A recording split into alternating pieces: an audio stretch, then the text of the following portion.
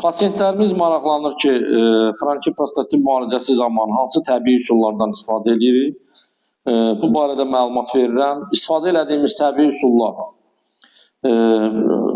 bioaktiv nöqtələrə heyvanlardan və bitkilərdən alınmış Alman istehsalı olan dərmanların yeridilməsi, bitki tərkibli preparatlardan istifadə, fizioterapevtik aparatlardan istifadə, zəli terapiyası, hicama terapiyası, bunlar hamısı öz müalicəmizdə istifadə etdiyimiz təbii müalicə üsullarıdır. Və bunları biz kompleks şəkildə istifadə edirik.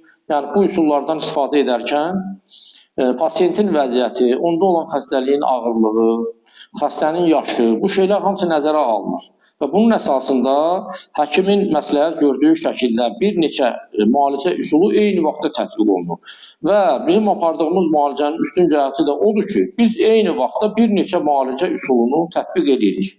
Və bunun nəticəsində sağalmaz kimi qəbul olunan, ağır xəstəliklərdən biri kimi qəbul olunan xroniki prostatitin sağalmasına nail ola bilirik.